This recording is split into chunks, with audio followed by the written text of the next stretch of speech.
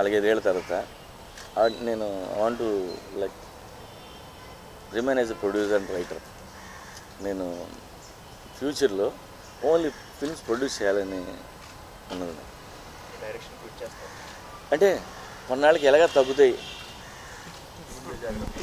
ముందు జాగ్రత్తగా మనం ఏదో దుకాణం ఉండాలి కదా మనకి తప్ప ఇంకోటి తెలుసు. కిస్ చూపించలేకపోవడానికి కారణం సెన్సార్ అండి. ధనలక్ష్మి గారి కోసమే ఆ క్లాత్ వేసాను.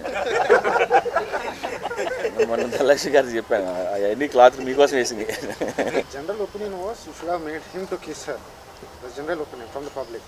కిస్ చూపిస్తే బాగుంటుందని చెప్పారు చాలా మంది. అవునవును, కానీ చూపించలేం కదా. అంటే ఈ సర్టిఫికేట్ ఇచ్చారు కదా ఎండ్ ఆఫ్ ద డే. ఏమండి మీరు సినిమా చూసారు అందరూ? దీంట్లో 15 నిమిషాలు సినిమా తీసేస్తే యూఏ ఇస్తాను ఆవిడ. అంత పోనీ అలాంటి సినిమా 15 నిమిషాలు తీసే సినిమా కాదు కదా. కానీ సెన్సార్ వాళ్ళకి ఏవో కొన్ని రూల్స్ ఉన్నాయి. అలాంటి ప్రాబ్లమ్స్ వస్తాయని నేను క్లాత్ వేస్తేనే ఏ సర్టిఫికేట్ ఇచ్చారు. క్లాత్ వేయకపోతే లేడీస్ అంతా కూర్చొని చూస్తారు, వాళ్ళు ఏం చేస్తే అంతే కదా. ఇప్పుడు కిడ్నాప్ ఉంది అని చెప్పారు, మర్డర్ ఉందండి అని చెప్పారు, అండ్ డ్రగ్స్ అమ్మాయిలకి ఇంజెక్ట్ చేస్తున్నారు. ఇవన్నీ ఏ సర్టిఫికేట్లకు వస్తాయి. కిడ్నాప్లు మర్డర్లు చేయకుండా విలన్ ఎందుకుంటాడు. ఒకవేళ విలన్ కానీ అవన్నీ చేయకపోతే మీకు చిరాకు వస్తుంది. అంటే స్టోరీ ఏంది ఇస్తాం. సో వాళ్ళ గైడ్ లైన్స్ ఫాలో అవ్వాలి. అవును,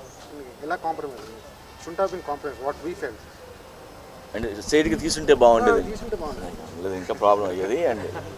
అండ్ వాళ్ళు నిజంగా తీసుంటే నేను ఫ్యామిలీస్తో కలిసి చూసినప్పుడు ఇబ్బందిగా ఉంటుందేమో అని ఆలోచన ఒకటి. గోవా బ్యాక్ డ్రాప్ అనేసరికి వస్తుంది కదండి. అక్కడ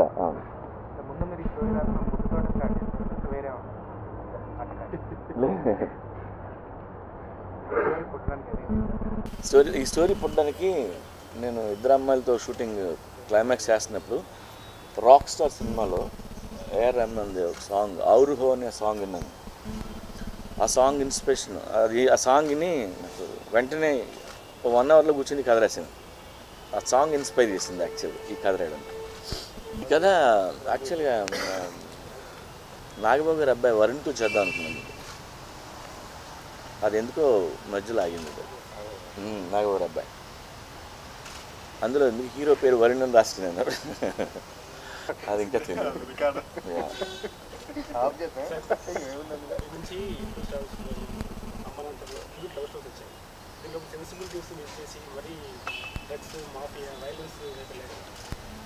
ఎన్ని ఉన్నాయి, ఒక సీన్ ఉంటుంది. ఇప్పుడు ఏమండి అప్పటికి ఇప్పటికీ సెన్సిబిలిటీస్ మారుతుంటాయి. మీకు కిక్ మారకపోతే అంటే కిక్గా ఫీల్ అవ్వరు. పోక్రీ అయిపోయినాక ఇప్పటిదాకా ఆ పోక్రీలో లేవంటున్నారు. ఇప్పుడు ఏం చేసినా అంటే ఇప్పుడు దేవన్ని కొట్టే సీన్ ఉంది కదండి, కాళ్ళు చేతులు పని మరి సిస్టమేటిక్గా ఏదో పని చేస్తున్నట్టుగా మరి దారుణంగా కొంచెం ఇబ్బంది. అదే అది అంత హంస అవసరం. అదే పర్పస్ యాక్చువల్గా. మీరు చెప్పింది కరెక్టే, మీరు ఫీల్ అయ్యారు కదా, దానికోసం అది చేసింది సినిమా. నేను యాక్చువల్గా దాన్ని చెప్తున్నా, ఆ సీన్ అతను పడుకోబెట్టి ఆయన మీద జీప్తో తొక్కించేస్తారు. అది కరెక్ట్గా రాలేదు అని మళ్ళీ రీషూట్ చేశాను. మీరు చెప్పింది ఇప్పుడు మీరు ఇబ్బందిగా ఫీల్ అయ్యారు కదా, ఆ ఫీల్ కోసం యాక్చువల్గా.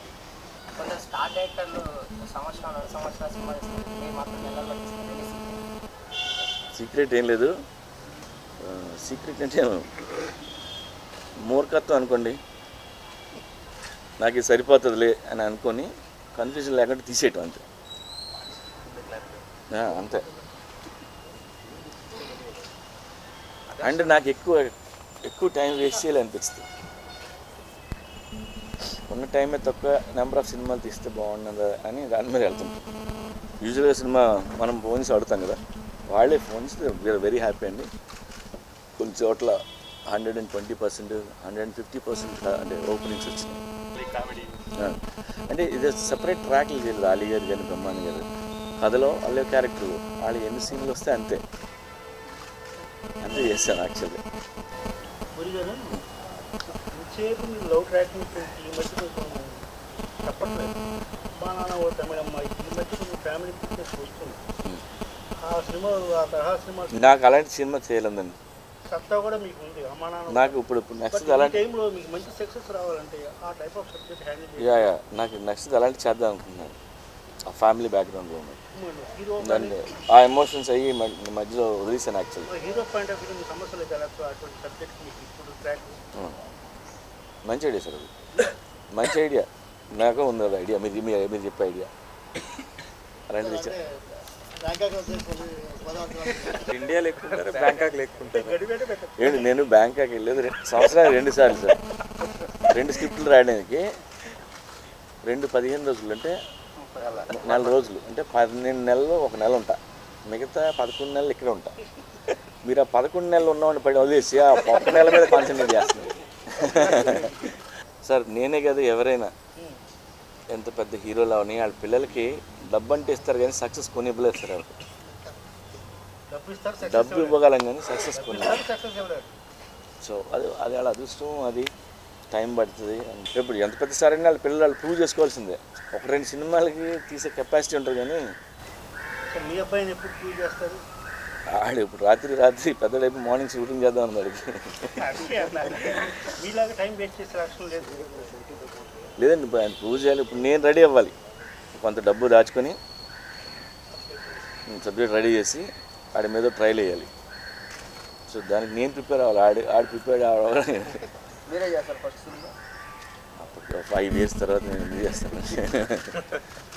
మ్యూజిక్ సక్సెస్ మీట్లో నన్ను నమ్మిరండి అని చెప్తాను. ఇంతవరకు ఎప్పుడు చెప్పలేదు, ఎందుకంటే నిజంగా చెప్పలేదు. చాలామంది అడిగారు ఈ మాట. అంత ఇష్టంగా చేసిన సినిమా అండి, అంత ఎమోషన్తో చేసిన సినిమా.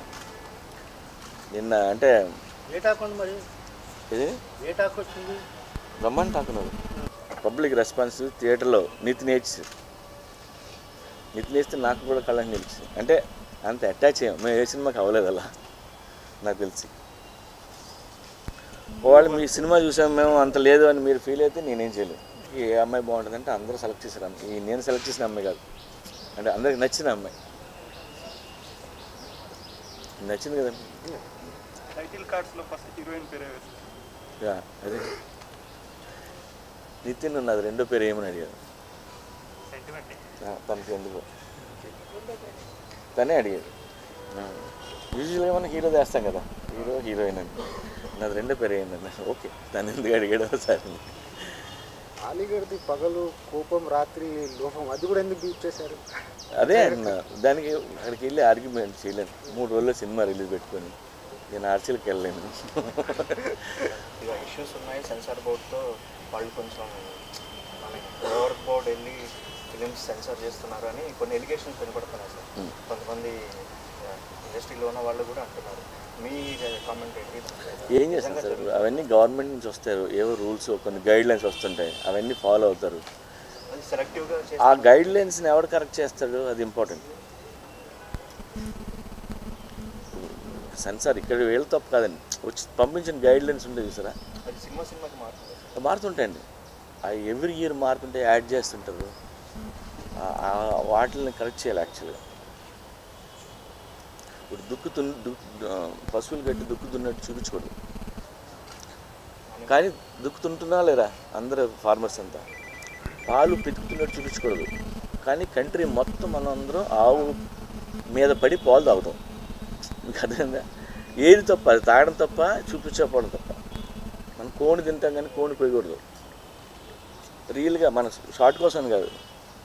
ఇప్పుడు అమీర్పేటలో చాలామందికి వస్తారు, ఆ షార్ట్ కూడా తీయకూడదు. ఇలా ఏ రూల్స్ ఉన్నాయి. అక్వేరియంలో ఫిష్ ఉండకూడదు, కేజీలో బర్డ్ ఉండకూడదు. మీకు గైడ్లైన్స్ అన్నీ చదివితే భయం వేస్తుంది సినిమా తీయాలి కాదు. అందుకని ఇప్పుడు ధనలక్ష్మి గారిని మాత్రం మనం ఏమంటాం, ఆడన్నీ చెప్తుంది.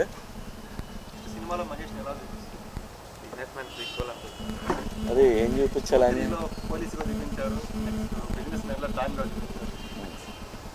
మీరు చెప్పండి. ఐడియా ఏం చూపిస్తుంది? నేను నిజంగా నాకు ఏం ఐడియా లేదు.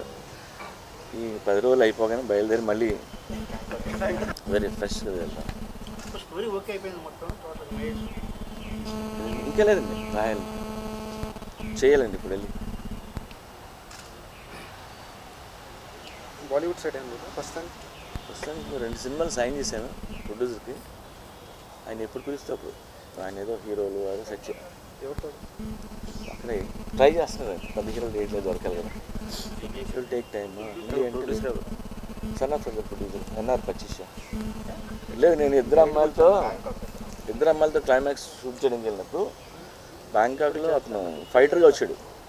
దాంట్లో అతను చూసి నాకు ఐడియా వచ్చింది,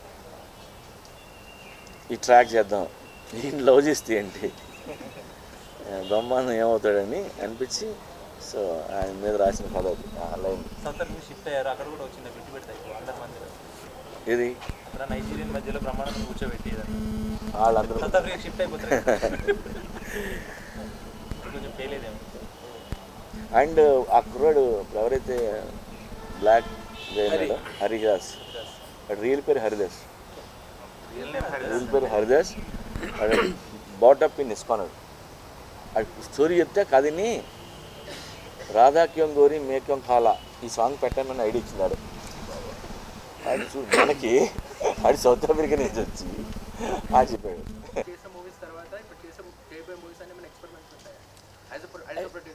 ఎక్స్పెరిమెంట్ అని కాదు, కానీ కొత్త స్టోరీలు అలాంటివి ఏం చేద్దాం. ఇప్పుడు ఇట్లు సాంసుపుణ్యం ఆయన అన్నట్టు అమ్మ అలాంటి సెన్సిటిబుల్ లైన్స్ మానేసాను నేను చేయటం. స్టార్స్ కోసం ఆ రేంజ్లో వెళ్ళిపోయో క్యారీ అయిపోయింది కూడా. సో అవన్నీ మానేసాను, అవన్నీ అలాంటివన్నీ చేయాలన్నా. న్యూ కొత్త డైరెక్టర్లు చేద్దాం, కొత్త రైటర్లు కావాలి, ఎవరైనా ఉంటే చెప్పండి అనుకుంటారు. స్టోరీ ఇంపార్టెంట్, ఆ దాంతోనే అన్నీ మొదలవుతాయి. ఒక్కడెవడ కథ రాస్తేనే ఇక్కడ దాకా ప్రెస్ మీట్ దాకా వస్తుంది కదండి. రాసేవాళ్ళు తగ్గిపోయారు. సో వాళ్ళు ఇంపార్టెంట్. 10-12 ఏళ్ళ నుంచి నా సినిమాలు ఏ వస్తుంటాయి. ఇవాళ ప్లస్ అనుకున్నది రేపు ఒక రోజు అదే బోర్ అవుద్ది. ఇప్పుడు పోకిరి ఎప్పుడు బ్రహ్మాండం తీసాడు అనుకోవచ్చు, ఇప్పటికీ ఎప్పుడో పోకిరి ఇంకా దొబ్బుతున్నాడు రా అనే పొజిషన్ వచ్చేస్తుంది వెంటనే. ఎందుకంటే అది మీకు బోర్ కూడా వస్తుంది. బాపు గారి సినిమాలు ఎన్ని తీసినా అలాగే ఉంటాయి కదండి. విశ్వనాథ్ గారు ఎన్ని తీసినా బిగినింగ్లో బాగుంటాయి, వాడు ఇంకా వదలట్లేదు అంటారు. సో ఇప్పుడు కొత్త వాళ్ళు రావాలి, నెక్స్ట్ జనరేషన్ కుర్రోళ్ళు రావాలి, ఇది చేయాలి. నో హార్ట్ అటాక్ సీక్వెల్ తీయను. హార్ట్ అటాక్ పెద్ద సక్సెస్ అయిన తర్వాత అయితే హార్ట్ అటాక్ సిరీస్ చేసుకోవాలి. Like series Heart Attack 1 or 2 అంటే హార్ట్ అటాక్ లవ్ స్టోరీస్ అని.